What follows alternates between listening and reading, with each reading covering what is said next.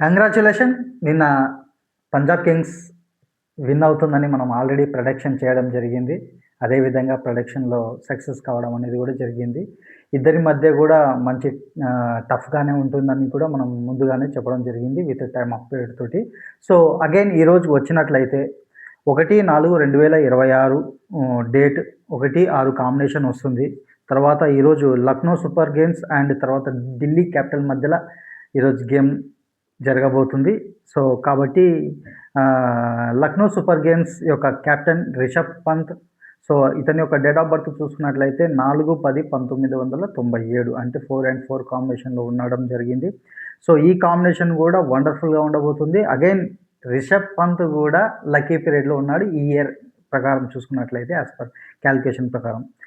So, అదేవిధంగా Delhi Capitals చూసుకున్నట్లయితే దానికి వచ్చేసి కెప్టెన్ వచ్చేసి అక్షర్ పటేల్.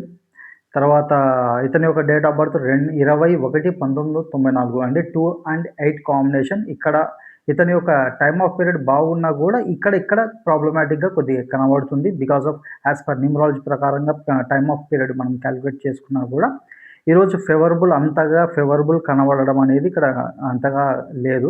సో, కాబట్టి డిసిషన్స్ అనేటివి కొద్దిగా తారుమారు. అంటే ఇక్కడ నేను ఎందుకు టైమ్ ఆఫ్ పీరియడ్ ప్రతిసారి నేను ఎందుకు చెప్తానంటే, చూడండి గేమ్ మంచిగా రన్ అవుతూ అన్‌ఎక్స్‌పెక్టెడ్‌గా వికెట్స్ డౌన్ కావడం.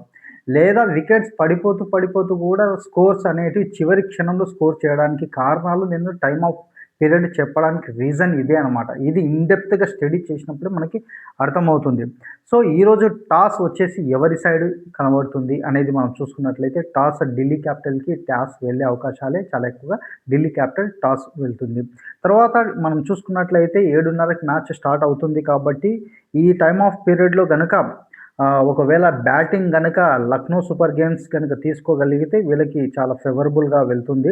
అంటే ఫస్ట్ హాఫ్ ఫేవరబుల్‌గా వెళ్తుంది. సెకండ్ హాఫ్ కొద్దిగా ఇబ్బందికరంగా ఉంటుంది.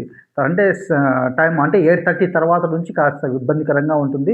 తర్వాత సెకండ్ హాఫ్ ఎవరు బ్యాటింగ్ చేస్తున్నారో వాళ్ళకొచ్చేసి ఇది ప్రాబ్లమాటిక్ కొద్దిగా అన్‌ఫేవరబుల్‌గానే కనబడుతుంది. కాబట్టి ఇక్కడ బ్యాటింగ్ ఎవరు చేస్తారు, ఫీల్డింగ్ ఎవరు చేస్తారు అనేది కూడా ఇక్కడ ఇంపార్టెంట్.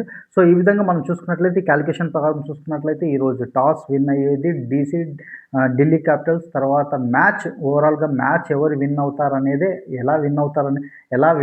ఎవరు విన్ అవుతారని మనం చూసుకున్నట్లయితే లక్నో సూపర్ కింగ్స్ ఈరోజు మ్యాచ్ విన్ కాబోతుంది. ఎట్టి పరిస్థితులలో కూడా అటు ఇటుగా అయినా కూడా డెఫినెట్‌గా ఈరోజు toss DC and win LSG win కాబోతుంది.